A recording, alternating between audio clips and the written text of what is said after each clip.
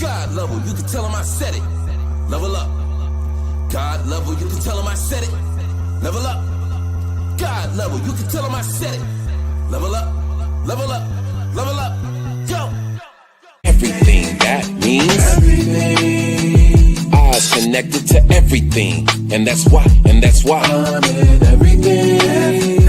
All eyes on me, all eyes on everything. That means everything. Eyes connected to everything. I want to thank everyone for jumping in on tonight's live. This is Things That People Don't Want to Talk About. Brought to you by God Level. That will be me. I am originally from St. Louis, Missouri. Shout out to my city right now. Oh my God. We will get into that in just a second. I'm a mother. I'm a nurse. I'm an entrepreneur. I have this podcast. I'm a sister. I'm a friend. I'm an aunt. I'm a Gigi. I am everything good. John, you want to go ahead and represent yourself? John Skywalker, the Sly Talker here. I'm a lyricist, spoken word artist, martial artist, personal trainer, lover of life, student of psychology, and I'm a husband who has 5 hip-hop albums available on all major DSPs right now. 5. Look up John Skywalker. Look up John Skywalker. Look up John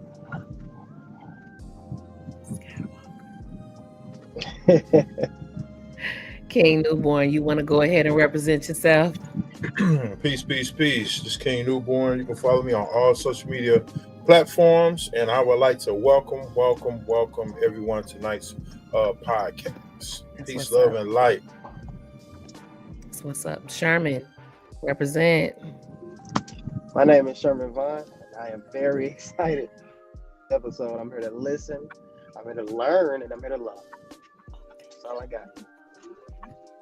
All right. Whew. May 16th.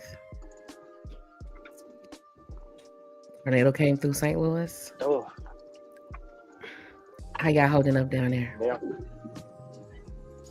Before we get started, before we go into the topic, because we have 3 people on here that is from St. Louis. Me, Sherman, and King Newborn. I just couldn't sit. It didn't sit well with me not being able to say or not say anything about what's going on back home. Yeah. How y'all doing down there, Sharon? Great.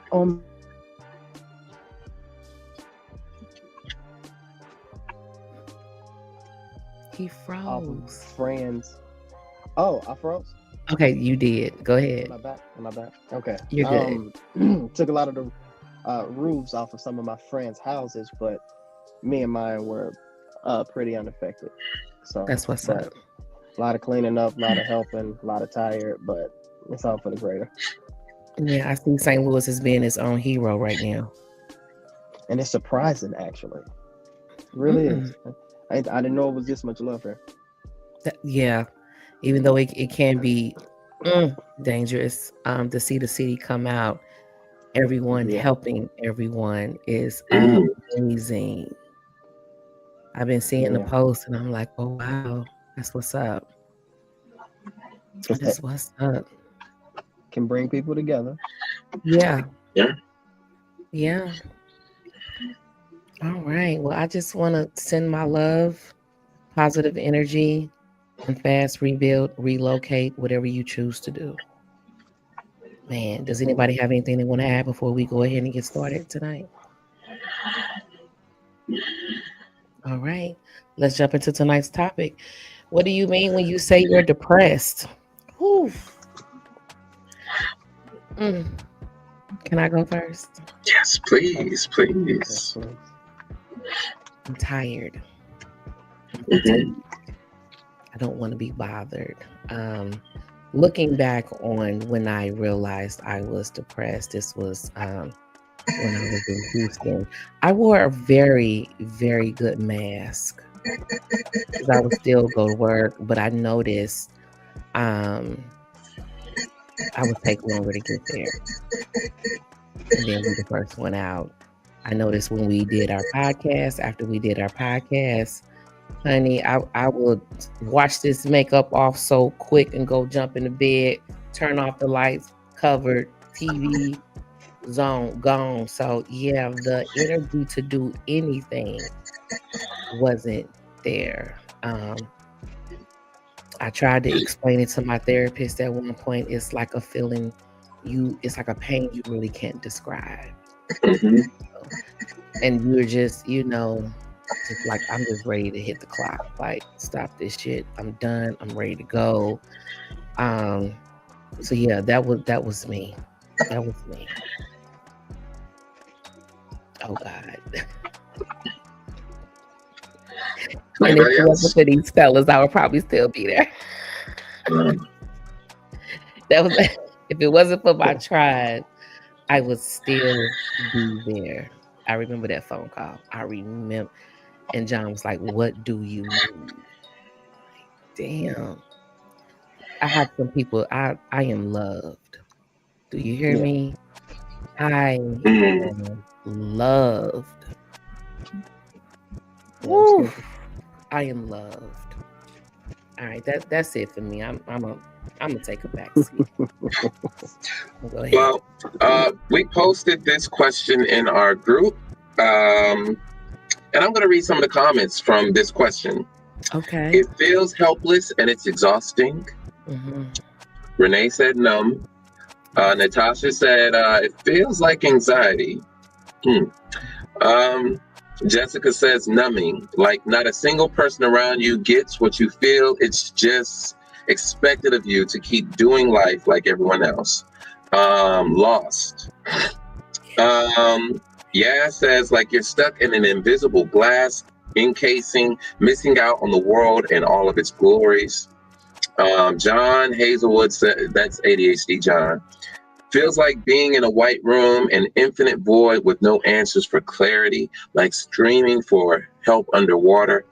Oof, yeah.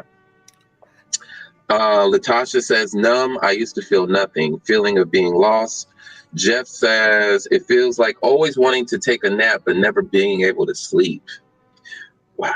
Oof. It feels like being uncomfortable. Oh, it feels like being comfortable with being uncomfortable. It feels like not knowing what to do, but not feeling moved or motivated. Yes. It feels like loneliness, even if you're not alone. It Yeah. feels like the what without a why. Mm-hmm. Juju says it's heavy. Very. And I said, depending on the severity, sometimes it could feel like the color gray. Yeah. It feels Everything like a is gray. heavy emptiness. It's a different type of gravity. It's more than just pressure. For me, it starts in the head and it slowly descends into the rest of my body like a slow paralysis. So it feels like nothing and something at the same time. Sometimes it can feel like everyone exists except you. It feels like a touch from death. Sometimes it's a kiss. Sometimes it's this smothering hug and it's hard to breathe. It feels like you're stuck while running in place. And because so many of us don't know how to respond to depression, it doesn't feel like I'm allowed to have it.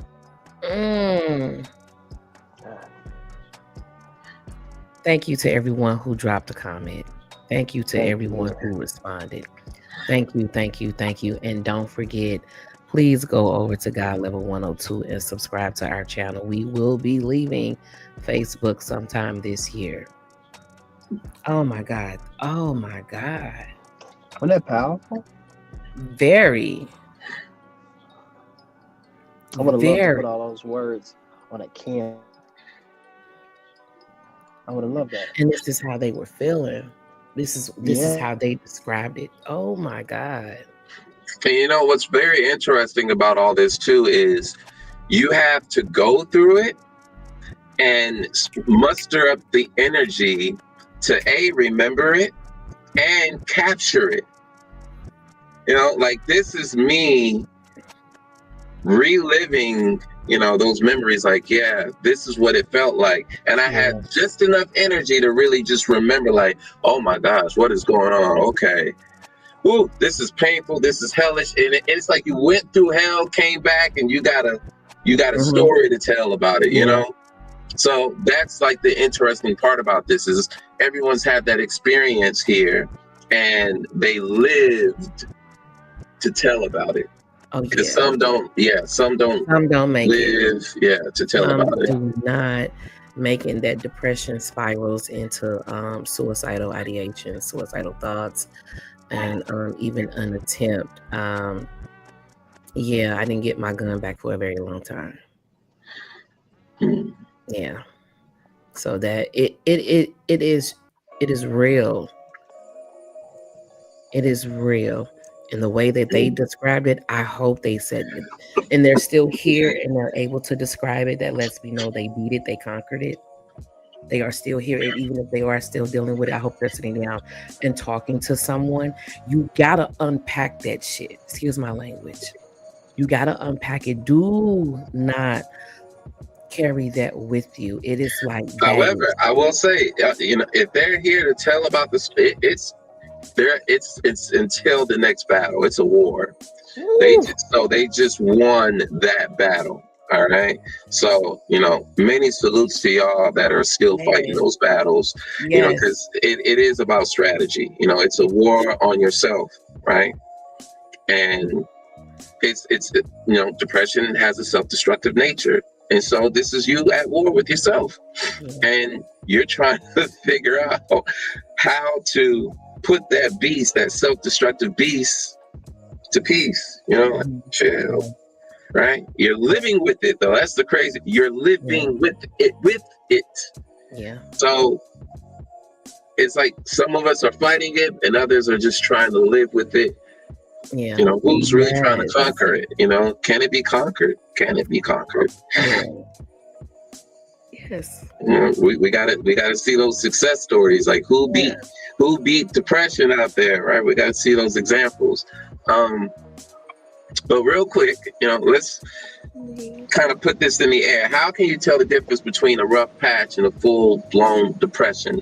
So this is just to make the flavor a little bit more distinct, because you can have an episode, right? But depression is more lingering. It's a mood, and it's a very enduring experience. We're talking about being in the sunken place. Time has slowed down, okay? It's not a quick dip in and up. Okay, that was a nice swim. You fell out the boat and you don't know how to swim. And you're just waiting for that lifeline. And it could be weeks, it could be months. Yeah. So that's what we're trying to do, is figure out, how do I know if I'm going through it? How do I know if this is it? What's the difference between a rough patch and this full-blown depression? Anybody want to take a shot? When you sleep at night. Okay, talk more about that. When you sleep at night, or you sleeping all the time and still getting up tired. Ooh, okay. You feel like, damn, I got 8 hours and still, motivated to even get up. Like, are you just having those moments where you're just sitting in silence, trying to get up the motivation just to do the things that you would normally do? Are you cleaning?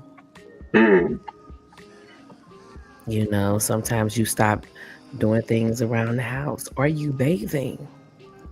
I bathe too much. So it was like I was just taking showers. I don't know. I just felt like I literally felt like I could just wash it off. Then get back in the bed, cry some more, and then go back and do it all over again. So yeah, that's a rough patch. I'm not here to pay Paul, but full-blown depression is, if I don't get to work, I ain't gonna have no money to pay Peter or Paul. Ooh, okay. So the decisions you gotta make. Decisions, yeah. What you got, King? You got anything for us? I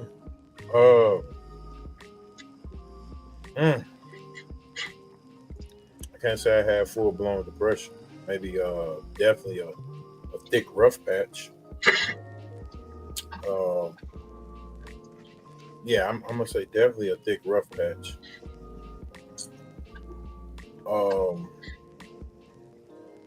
But a lot of this is new information to me. Even when we talked about this last year, just to even look back and be like, how we go over symptoms and stuff that you probably go through. If you want Well, to you put a know what though, podcast, bro? But there's something to that experience that you still have there with it. You say it confidently, right? Like, hey, I know I've been through this thick, rough patch. What gives you, like, what frame of mind are you in to think like that? Like, explain how you say, explain how you know, I guess. Explain how you know about, like, you can trust this is just a rough patch. that's what I'm saying. If you want to put a podcast, I would never. It wouldn't even been a conversation for me. You understand what I'm saying? So I mean, it wouldn't.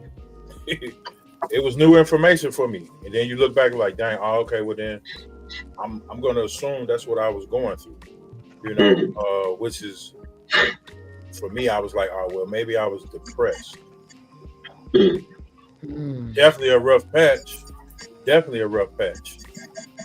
But all right. Differences, right? Time. Rough patch. You feel like shit, but there's still some hope. Yeah. This sucks, but I'm gonna get through this. Yeah. But full-blown depression, it's not just a phase. It's the hopelessness sticks. Weeks go by, months go by. You start believing that's who you are now. It's the emotional range you have, right? When you have a rough patch, you can still feel anger. You can still feel sadness, anxiety, moments of joy if it's a rough patch. Depression is more of an emotional flat line. The numbness is just, things you used to love, yeah.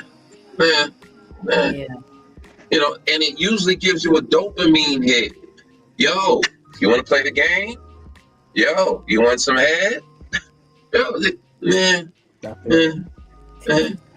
right? It could be physical, believe it or not. It could be physical.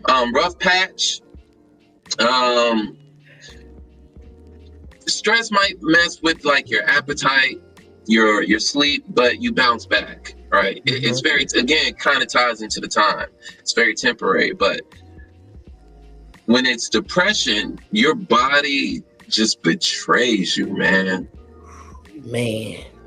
Like you it just does everything against you. You have no control. It's like the whole thing's yeah. And then sometimes it's like you're starving or you're binge eating. Or not, just don't want anything. Yeah. Energy. What energy? The energy. Yeah. Right? And then it's your perception. When you're going through a rough patch, you might think something like, I'm struggling, but I'm still me. Depression, that voice in your head turns into, I'm a burden, I'm worthless, things will never change. The pessimism is so thick. You don't see a way out, So I think what's important here is making the distinction, because you can think that you're in a rough patch and you're really in full-blown depression. You keep delaying that feeling naturally. You're just like, oh, I'm just going through a rough patch. I'm just going through and again, you got a purpose. When you're in your purpose, you feel energized, right? But sometimes that energy is not really there. You just want it there. And so you'll trick your mind into this delusion that it's there because you want it so bad. You love this place. You love it so much that you'll pretend that you're there even though you're not. So it's really important to identify that little distinction so that if it's full blown, you start exercising some strategy to recover. Because I mean, it could snowball. Like there's early detection, but the main thing with that, the problem with that is, are we sensitive? Are we actually sensitive to ourselves? Especially Black people. You gotta be strong. Can't shake me. Break who? No, I will fight. You good? You good, King? I got it. I'm good. Ain't nothing. Just pulling a little dirt off the shoulder. I bounce back, baby. I bounce back. Huh? They can't shake. You good though, bro? For real. Right. For real. Right. So, what are some causes, influences of depression? Betrayal. Ooh. Okay. Betrayal. I don't want to go into all of it, but just that alone, betrayal. Yeah. Okay. Anybody else? Well, this is new for me. This is new. So I'm learning a lot from everything that was said. That's what's up. Because John was right. I don't causes and influences of depression. I see everything negative, everything that you're not supposed to be doing. But I tend to puzzle my rough patches together, and I see the time it took me to get out of those. When I knew it was depression is when I did not have an answer. Everything looked dark. I didn't look towards the future because usually I can see past my rough patches. But it seems I've only been depression has only hit me not too many times at all. But rough patches, yes. But causes and influences, just not doing the right thing. What's the right thing? Not talking right, not speaking right. Not putting the right energy out. Because you get old enough to understand what's right and wrong. That part. You always all right, so out of balance with your morality. Okay. Just out of balance with everything. Okay, your values. Okay. You're energized because you now want something. You now want your purpose. You're now looking for this. You're now looking for that. But when you're not, you should know too. But yeah, I'm learning. Okay, King. I'm in the bandwagon with Sherman. All right. Reason why I say that is because even when I look back on it again,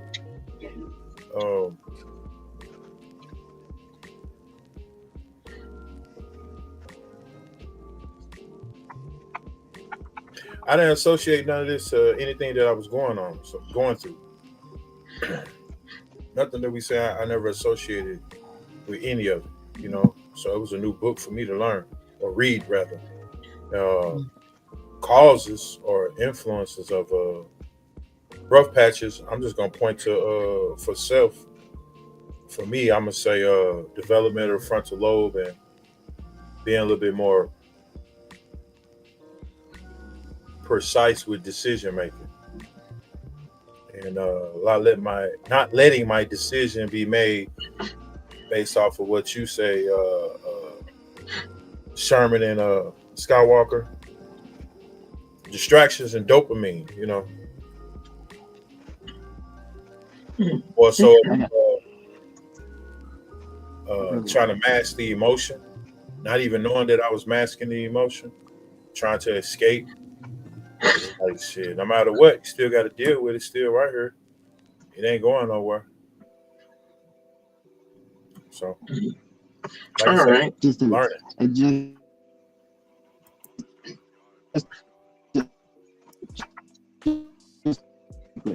You breaking up, Sherman.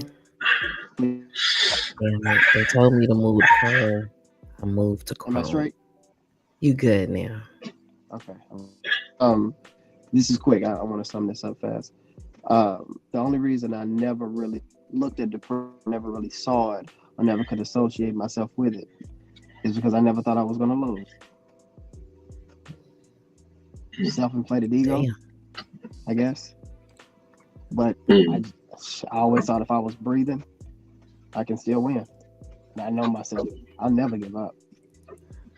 Optimism. Okay. Yeah. Optimism. Yeah. All right. So there's a consciousness there, right? But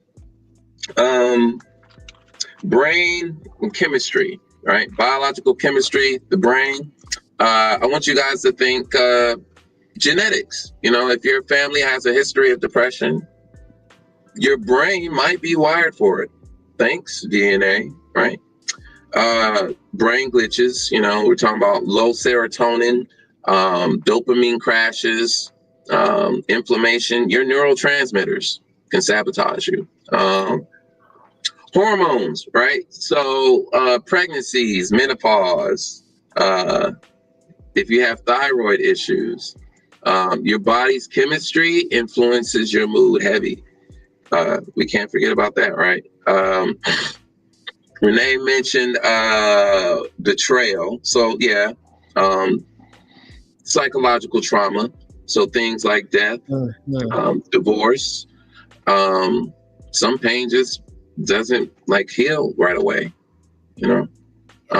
Chronic stress, you know, living in that fight or flight mode. We're talking about work, poverty, caregiving. Stress until, you know, it exhausts your mind and it breaks.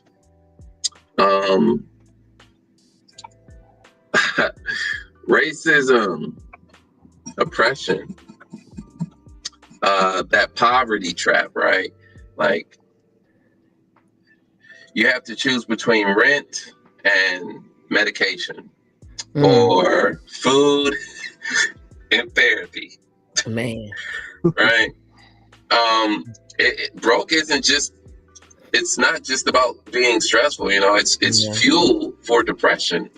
And then there's the loneliness epidemic, you know, you got these dang on phones, you know, everybody's feeling disconnected, you know, not a whole lot of intimacy and closeness, authenticity.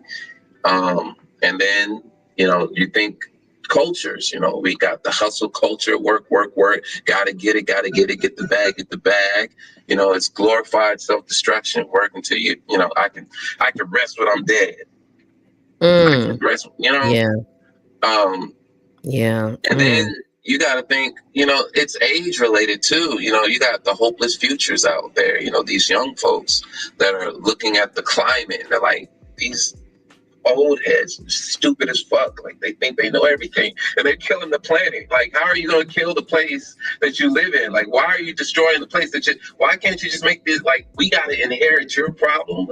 You know, they don't feel enthusiastic about inheriting the earth from us. You know, and then there's unaffordable homes, you know, this wage slavery we got going on, you know. They come into this world looking around like, what did you guys do to the place? You know, and then throw in some substance abuse, not substance use, substance abuse, you know, the food addiction, the alcohol, the drugs, you know. Yeah. All of it's medication. It's just self-medication, you know, sleep deprivation. Depression is caused by a medley of things, you know. The causes multiply each other, and, you know, poverty even more so limits your treatment options.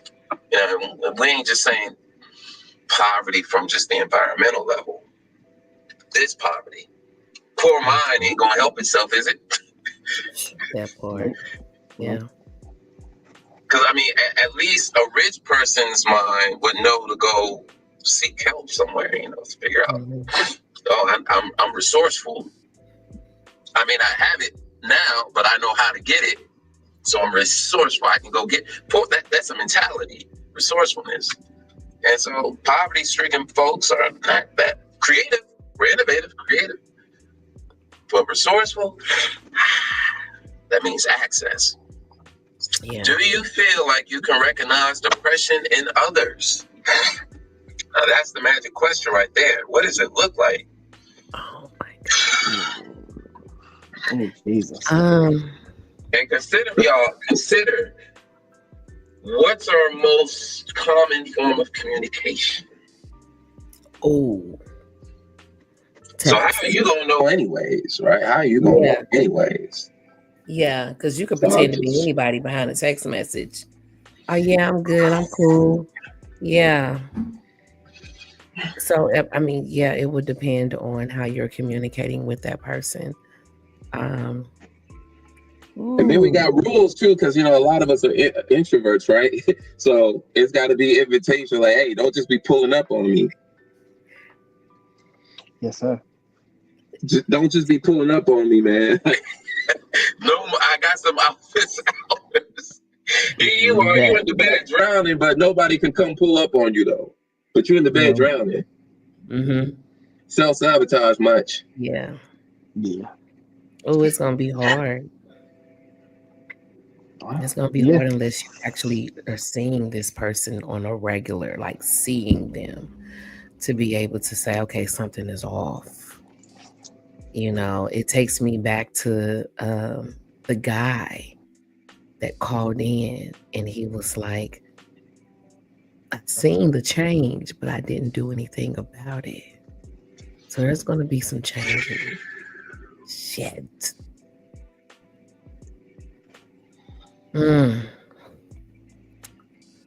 Whew.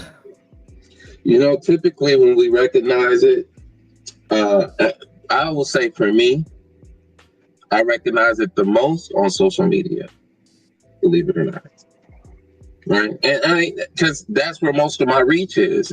As far as like my physical social life, it is this big. Okay. I know a lot of people around here, but it is I only move in certain places. I like my house. I like my space. It's an awesome space. Say that. Right? But it's usually social media. And this really touches my heart. I pay attention to stuff like that because I just wonder, what's the response when someone is just blatantly crying for help on social media? Like they put it in big ass letters so you can see it. What do? You're scrolling, do you stop and go to the inbox or do you keep scrolling? I have. Right? I have. This might be my number and sent my number. I'm here. I am here. Yeah. But it's just the question. It's a big ass question too. Like, are you even equipped to handle a problem like that? So a lot of people are going to scroll not because they don't want to help, but because they feel the incompetence before the opportunity even comes up. So it's one of those, don't show me that. I already know I can't do anything about that. So they don't even know what it looks like anymore because they hide themselves from the opportunity to do anything about it. Yeah. I have talked to a lot of strangers. Sometimes people can talk better to a stranger, someone that doesn't know them. And it gives them the opportunity to unload. Get it off your chest. I see it all the time. Unburden yourself. Do not leave here. Do not leave this world with all the burdens of what has happened to you. Unload. So on my TikTok, I've talked to people in Minnesota, New York, California. I will literally send them my number. They'll respond to something that I post, and I'm going through the same thing. I'm feeling like this. I don't do long text messages. Here's my number. I'm available. If you just want to talk and just get it off your chest. And then I could say, have you thought about therapy? Let them unload first. Let them get it off. I'm a stranger. They don't know me. I don't know them. But that's a magical ingredient because what it signals is non-judgment. It's like your expectations are low. know each other. So Yeah. what are our expectations really? Like we have a very baseline, a very base Yeah. of expectation. Hey, just come correct, come respectfully. Yeah. It's like it's that Yeah. simple, right? And so Mhm. I think that's the allure and the simplicity of it. It's Yeah. almost like, how the Catholics do it, where you kind of confession, Yeah. and it's almost like there's a level of anonymity, it's a slight level, right?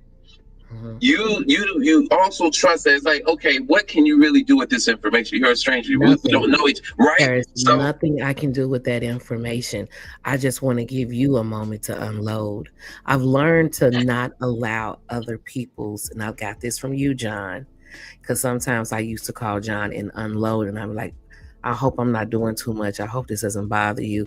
He'd be like, no, not at all. He's able to turn it off. So I know how to turn it off to where I'm not affected, but I'm still giving you the space, the mm, room to get it all off your chest. And then we can go from there if you're open to suggestions on what to do next. And generally, if it's relationship, I always tell them a woman can't tell another woman when to leave her man. That's a decision she's going to have to make on her own. yeah, yeah. I can't tell you to do that. When you get tired of being tired, then you will. But I can't. I'm not gonna tell you to do that. Yeah, I'm gonna tell you to protect yourself. Yeah, I'm gonna But, tell you. Yeah, Because but if you those even, ingredients there, like we're really creating almost effortlessly, these safe spaces, right? There's something enchanting about just being seen and heard, because it's the individual. The individual is basically saying, "Yo, I just need to get this up. I just need to bring it up and yeah, make it real to me, right? Because it's yes, I can't do it. I don't yes, have access with it, yes, right? And so yeah, the person that's on the outside that's just listening, and this is a very key ingredient here, yo. Very key ingredient. Vulnerability is not about you. Don't make their vulnerability about you. yeah, We do that, okay, and we do it unconsciously because it's just the wrong response. This is our attempt at connecting. mhm, We don't have to do it's already done. Once you create the space for this person to dump, to pour, yeah, to express, to be seen, to be heard, once you create that, you're doing the that's Lord's it. work. You're doing it. It's it. Yeah, That's it. Don't fuck it up. So it's yeah, kind of like you just create it and then you just stand back. You don't have to do it, and you can poke at it a little bit, prompt it, but you're nurturing, okay? This is not about you. If it's yeah. really about the individual's healing process, Mhm. you don't heal them. They are healing themselves, Themselves. Ooh, all right? They're doing it themselves by bringing it up, and you're just helping them make sense of their bullshit, that's it. right? And That's a it. lot of the time, I mean, it could be, just years and years of stuff. But the main thing is, you don't have to do it all in one session. It's up to No. them, So, hey, thank you for witnessing me and making me Yeah. seen and making me feel Mhm. valid and celebrated. Even though you didn't Yeah. like woo-hoo and all that, it was No. enough for me to get this. So Yeah. now I can go out into the world. Can I do this Yeah. again, like in like 2 months? Yeah. Just get it off. Just get it off. It's that when the water is boiling, the top is on, you just take the top off. That's what we're doing. Just take the top off. Yeah, get it because it's overflowing. Get it out. Get it out. I like this question. Ooh, I do. what? This one is honestly, and it's just for me. I can recognize it very, very, very easily. Hold on, easily. There we go. It came to Really? me. Yeah, only reason. But I have to speak to you. I can't see it in text. I can see it on social media and stuff like that, of course. But I need to talk to you. I can notice your cadence when you speak. I can know how you speak. I pay attention to every detail, every single detail, because I see it as a movie. It's not my movie to direct. I just make the safe space for you to walk into. And if you take that bait, all I do is listen and watch. And I do little ad libs just in case you need them, so there's no dead silence, so you think you're not alone. Give you little things just to say, "Oh, I hear you. No, I got you." Man, that's wild. I'm right there. Just because you look back and look for your safety net. I'm still here. And I ain't nothing but a stranger. I'm nothing but a stranger. So I mean, I couldn't judge you because I don't know you. I don't know your circles. I don't know your parents. I don't know anybody. You know me. I know you. That's all I got. So I just create the safe space. John said it before the show. I just leave the breadcrumbs. He keeps reminding me how we met. Pay attention to everything because I think it's important. Keeps reminding me how we met. I think it's important. Oh yeah, I got a podcast. Show him the podcast. I know that brother. He keeps reminding me how we met. That's Deanna. That's immediately. Oh my God. Safe space. He created this safe space with his Beamer. Okay. All right. I give it up, D. I give it up. Come on, Cam. It was good for me. It was good. You really pulled me out of a place. So that's what's up. It was helpful for me. It's crazy that your accident was my help. It feels good to help. It feels good to help. Yeah. It really does. And it just be like the little things. You know, and sometimes people don't be expecting it. Absolutely. I have this thing that I do at work if they're going to get lunch. I always give them extra money when they're going. And they be like, well, that's not the total. I'm like, but you're getting in your car. You're driving. You know, that's my way of saying thank you. And they just like, oh. I said, don't send it back. Keep it. That's for you. You know, it's the little things. It's an appreciation for service. Yeah, it's an immediate appreciation for service. An immediate appreciation. Yeah, you reinforce the goodness. Mm-hmm. I am good, and good things happen to me. I am good, and good things. Yeah, gotta get lined up. Yes. So it wasn't a surprise to me when I went to the gas station, and all I wanted was a cup of coffee, and she was like, "Go ahead." I said, "She's like, yeah, go ahead." Free coffee. Shit. To be honest, for me, that's the biggest dopamine shot that I've ever gotten. Instant karma. And I'll be honest, I measure everything. I measure best times of my life. I stack them up. But when you can help somebody exactly how they need to be helped, without you, isn't that beautiful? Isn't that beautiful? It ain't nothing better, and it's that free. Feels good. Ain't nothing better. Thank you. Dang, and that's a beautiful response to depression too, isn't it? Right? You see that somebody's drowning, and you help them. You help them to save themselves, and they're looking at you, but you're looking at them like, "Hey, man, but you went through that. I just gave you a hand, but you went through. Whoa, you okay? Almost died there. I mean, if it wasn't for, but you're strong." Encouraging them still, like, hey, you're still pretty strong. You're strong. Yeah. I just held my hand up, but you're pretty strong. You should probably get this up. Pull yourself out of that. To find a way to combat the ruminating thoughts, to be able to forgive yourself and everyone involved, to let go, and to let it come up. That book, Let Go, let it come up and let it go. I try to keep that in mind. If I feel something, okay, don't try to determine what it is. Just let it come up, because it's not going to stay very long. And it's going to leave just as quick as it came. And then you can move forward. Oh my God. Yeah. But fear, right? Fear. Fear gets in the way, ego gets in the way. Man, that's lower frequency. When you realize you're operating on a lower frequency, Yeah, but when you win it, you win it, right? Like it's like what's the reference? What do you in it? when you in it, it's thick. You gotta have a reference. It's like being in a tornado, just constant. You just like, what the fuck? What the fuck? Yeah, yeah. For me, it feel like being on the water, and when that person extends their arm out, it just shows me that shore is still there.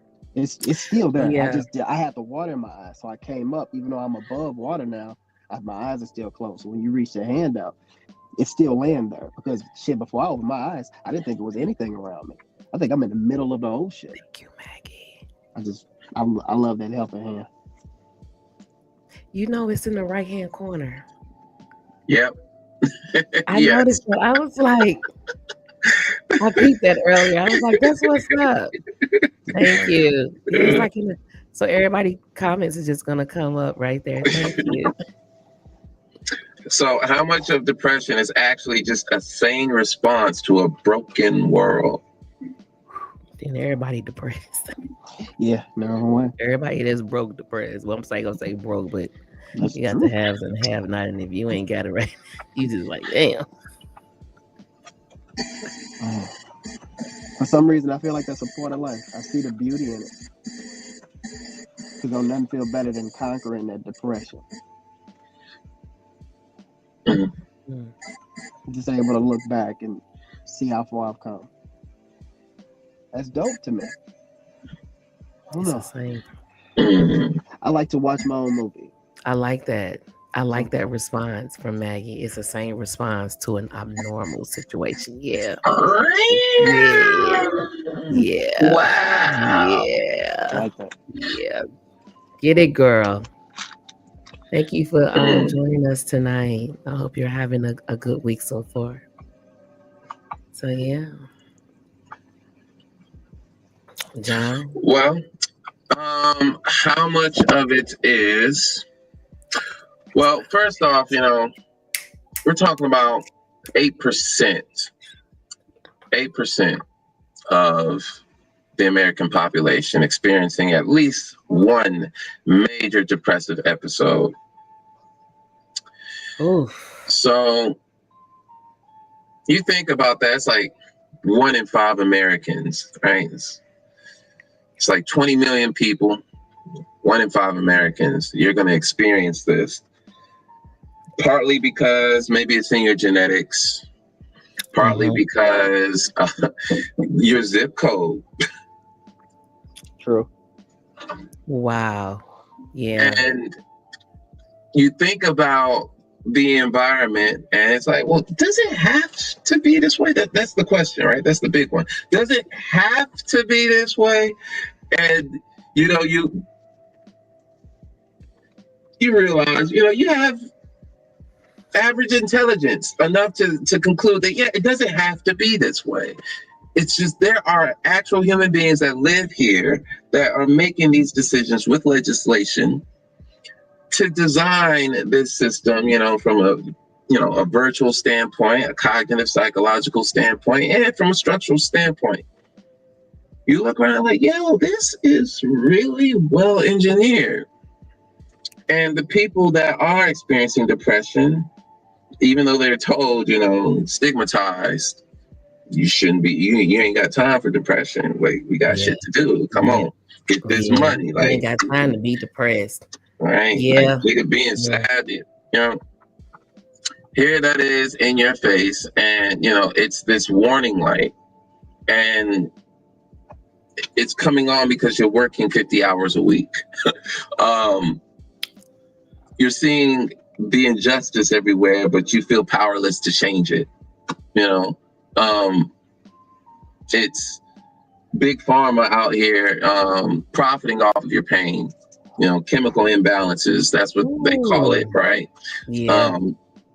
It's like you're naturally responding to your environment, but they're exploiting your natural response to the environment and giving you a condition, a label, and they're calling it that as if you picked it up on your own, like it was your fault.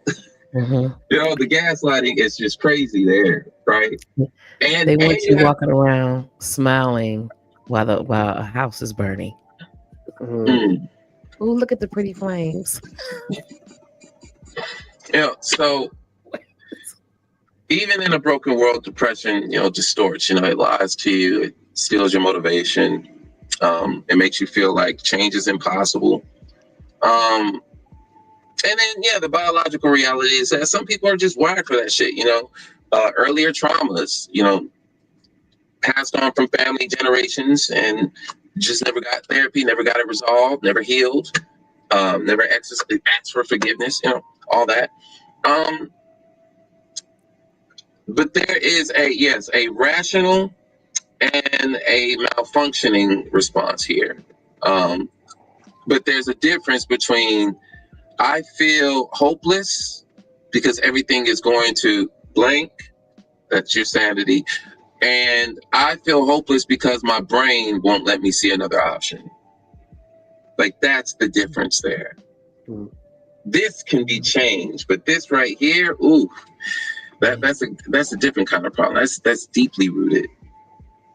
So, the environment influences a lot of this, and depressed people who are oppressed people, depressed people not having the energy, the valor, the courage to change their environment. It's like you got a whole bunch of drug addicts out here.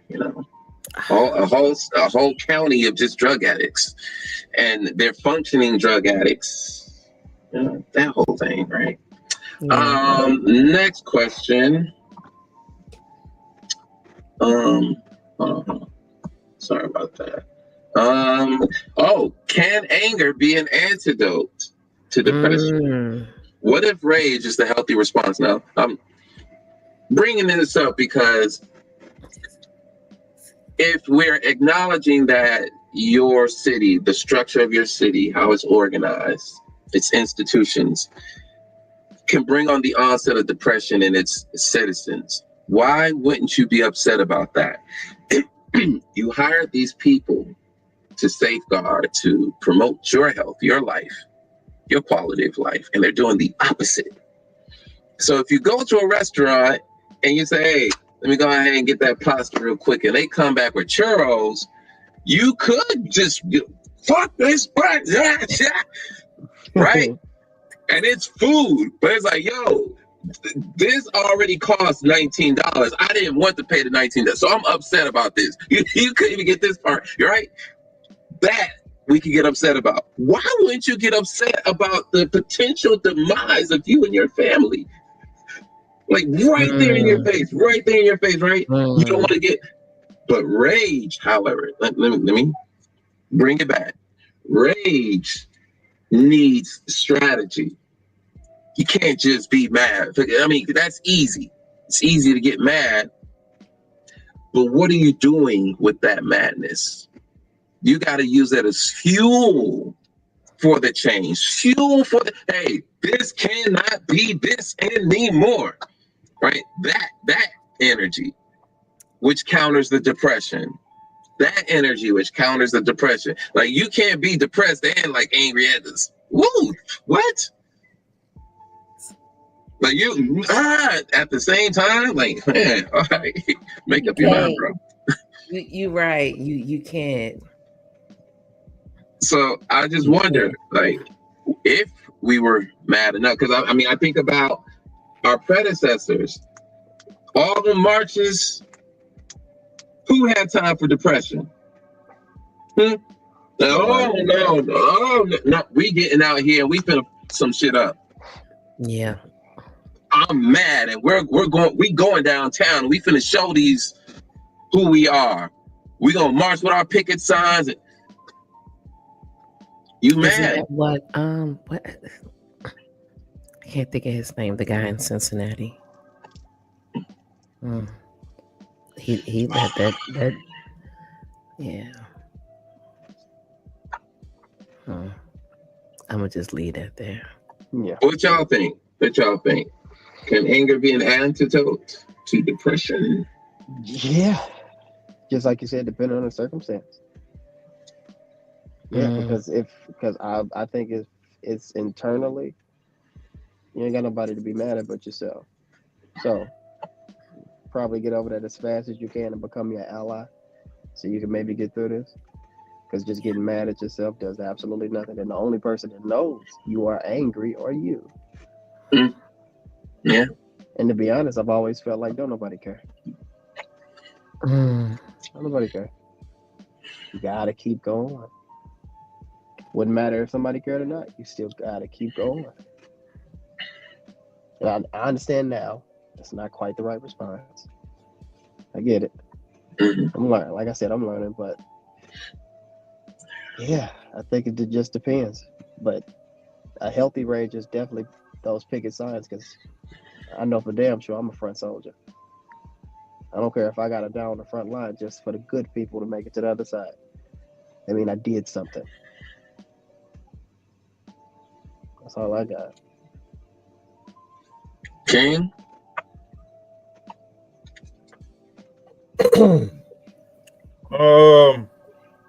I see the plot twist there, but for me personally, my personal walk in life, a haircut go a long way, bro. You sure right.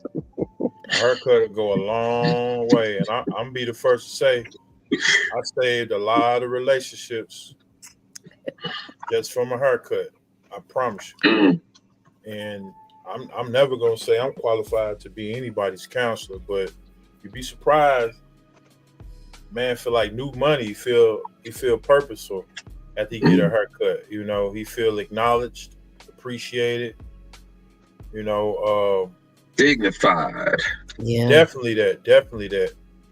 I'm gonna say feeling important. You know, Ooh, that part. Feeling important. yeah, Yeah, for real, that's a for real. good part. Yeah. I'm gonna be the first to say it. Sometimes, well, no, let me say it like this. Again, because of the podcast, and Even if one he's of your friend. because of the podcast and learning depression and seeing some of the signs, I was a whole therapist, counselor, mentor. Mm-hmm. I'm taking on hats I ain't know nothing about, but I was allowing that space for brothers to vent to me, because you gotta understand, as a barber or natural hairstylist, whatever, we standing over somebody's crown, man. And you kind of have to have just a little bit of clarity for yourself. So even when asked about depression, because during that a portion of that time, I used to drink heavy, like super heavy, and I was just masking my emotions and my feelings and the stuff I was going through. But to have somebody sit in that chair and they tell you something, I look in the mirror and be like, "Fuck you tripping off of."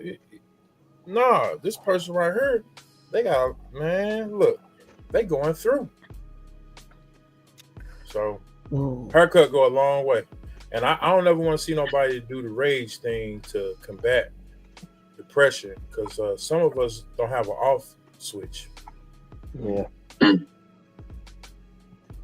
Yeah. Can I just respond to what Maggie just wrote? I'm sorry, because it just hit me. I have always wanted to see programs in school that have strong male teaching young men how to be men. And what it's also going to do is it's going to repel the ones that are not there for the right reasons. Yep. Because real men are a threat to anything less than. And that would be a why damn it won't be good in idea. the school. That's why it will never be in the school.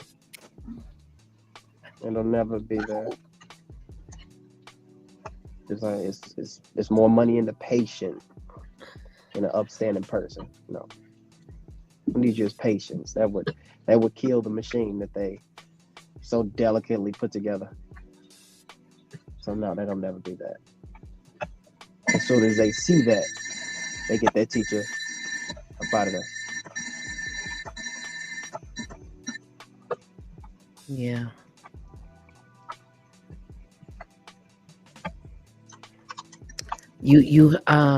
I applaud you, Maggie. I'm a nurse, and the one thing I know is I cannot do children because I will be ready to fight those parents. So what you're doing, hey, keep it up. Because I give me the old people in wheelchairs, because the kids, oh damn, just I physically with kids. Self Oh doubt. wow. Mm, mm, mm. It's opened a lot of doors for me. So yeah, it's a good thing. Okay. Therapy and meds aren't magic fixes. So what actually helps when you're deep in depression? Actually, that's the start. That is that's the start. Therapy and meds is the start on how to get out of it. And then you can slowly wean yourself off. But you have to have tools in your toolbox. And when we say tools in your toolbox, you have to have if I'm ruminating, you have to be able to stop yourself and ask yourself questions. Okay, how is this helping me? How can I change that? Sometimes you have to realize you can't go back and change what has happened, and you have to actually make peace with it. Yeah. So when you're in therapy, get it out. Get all of it out. Let everything come up and get it out.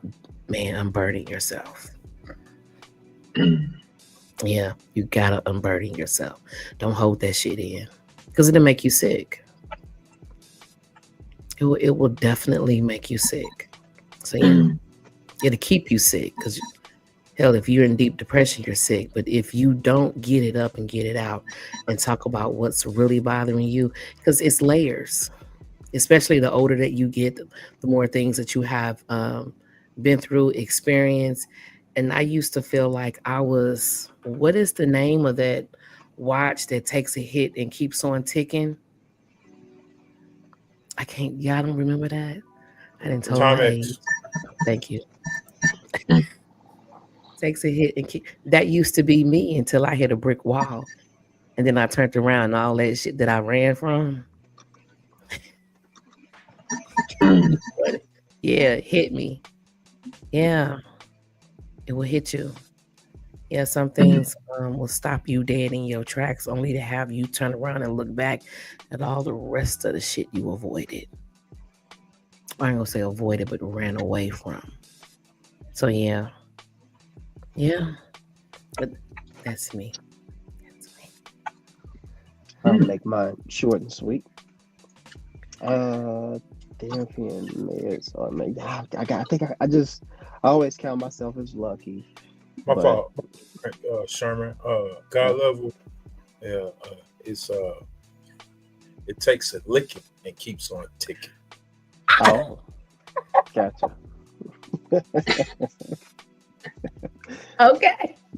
More, He had to go look it up. Thank you so much. I ain't mad at it. I was tripping off the quote. I didn't want to mess the quote up. But I know it was Timex though. I just don't want to mess the Takes quote a up. licking and keeps on ticking. Oh God. That's crazy. Keep mine. I like that. Like I said, I'm gonna keep mine pretty sweet. I think I got lucky to bypass the therapy and meds. And I got damn good male role models. And I always Yes. wanted to bounce that against something. Always wanted to. And then I was at a party. Actually, it was a wedding, and I got to meet a therapist. I got to meet a man therapist and a woman therapist. That was fantastic. Never would have thought I'd see that at the same spot, but I talked to both of them, and they both looked at me and told me I was okay. You got it. Just keep taking your steps forward, and I think you'll hit what you need to hit. Oh, absolutely. I got You it got from it. both. I mean, and I don't know how good a therapist they are, because anybody can be crazy. Therapists come in all shapes and sizes and forms, from what I hear. But they were good people in my Okay. eyes. Had good families. Seemed like they held true to their values. morality, checked off in my eyes. And they seemed happy, both of them. Okay. So I believe the words. So I got really lucky, and then I fell into a trap. I'm still winning. We are winning. Mm. It's winning. Okay. All right. I know we're getting towards the end, so I'm gonna go ahead and just shoot off a few hacks, a few tips. Right. This is about responding. All right. When depending on the degree and severity of your depression, you got to remember you're typically in survival mode. Like, man, you're getting close to unaliving, right? Yeah. So survival is very key. So there's just a few tricks, tips out there, and then even just obligations, right? Regular daily activities. Protein and B12, right? Eggs and salmon, hard-boiled egg, handful of nuts. This can stabilize your mood much more than a salad can. All right. Depression depletes your neurotransmitters. Okay. Then you got to have some social activity, and you have this strong tendency to isolate. So if you set up the language right, there's something called silent co-presence. Ivy, I hope I got that right. There's two of them that I'm going to think of. This one's one of them. Silent co-presence. So I'm going to sit with you. You do your thing. I'm going to do my thing. Let's not force a conversation. I just need you here. Okay. Silent co-presence. Just human interaction. All right. Without actually interacting. Texting. Oh, man.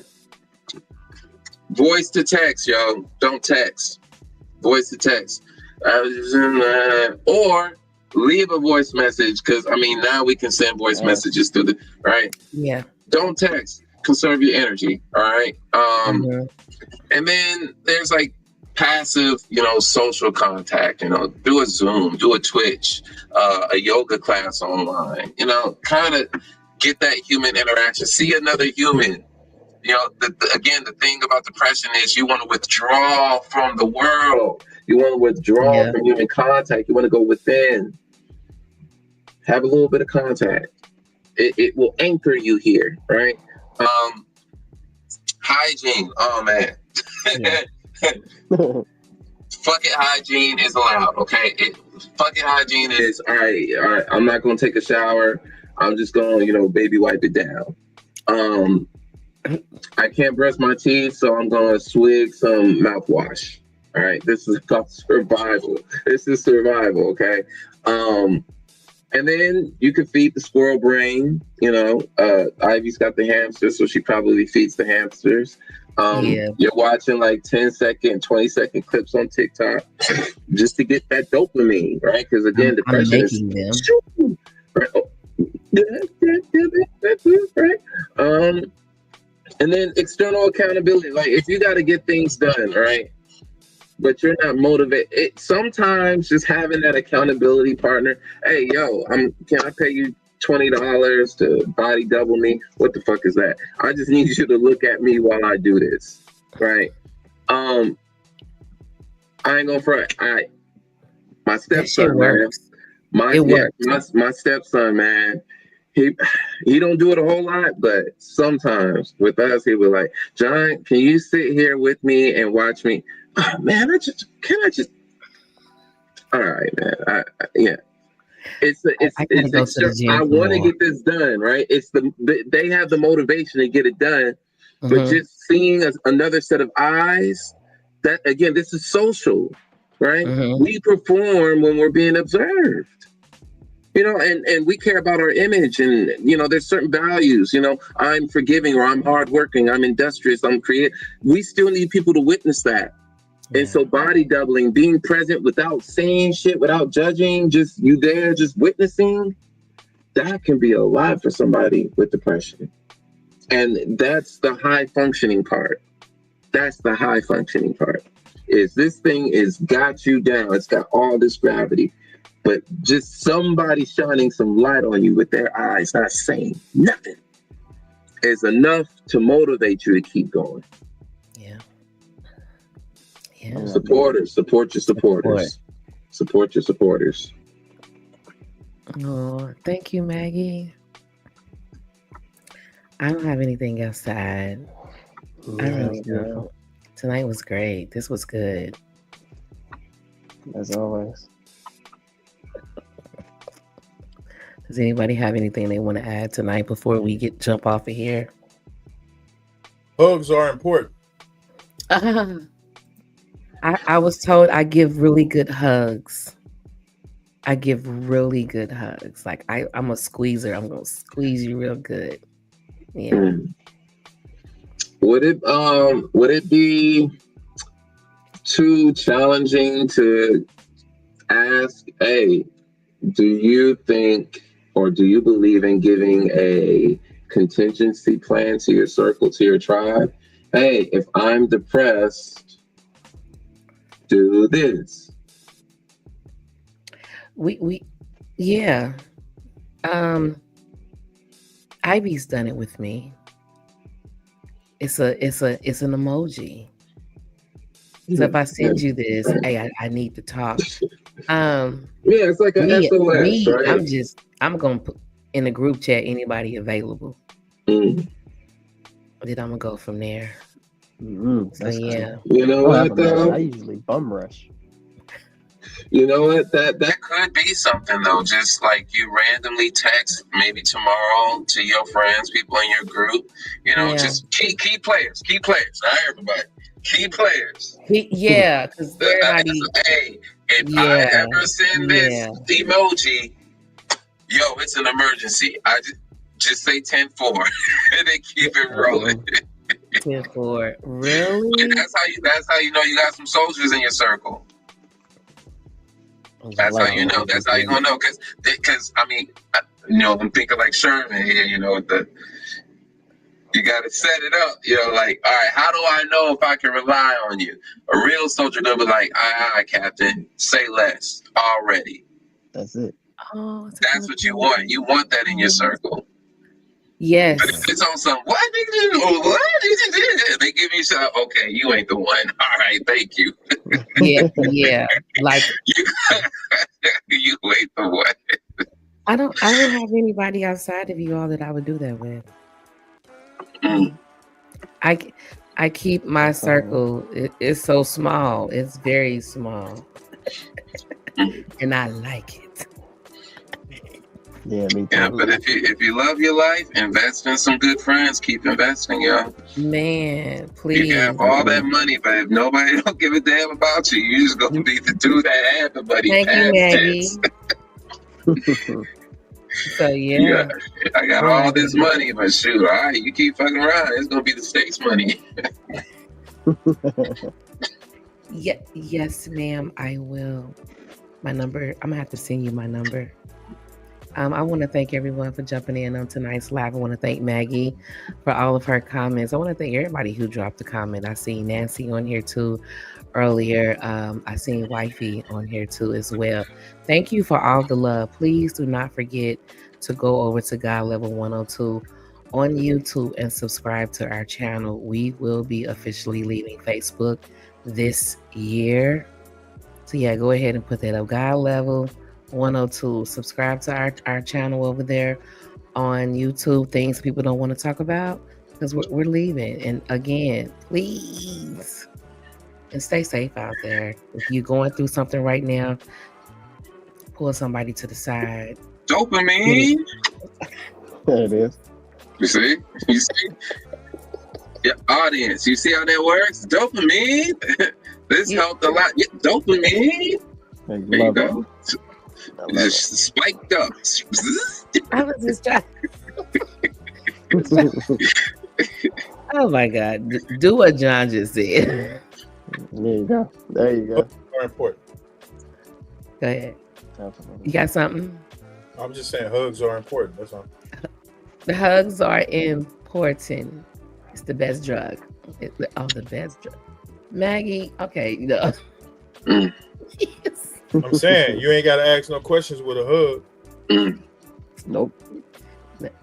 No, just smell good when you do it.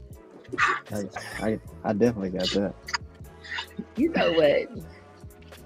Absolutely. Sherman is in love. Yeah.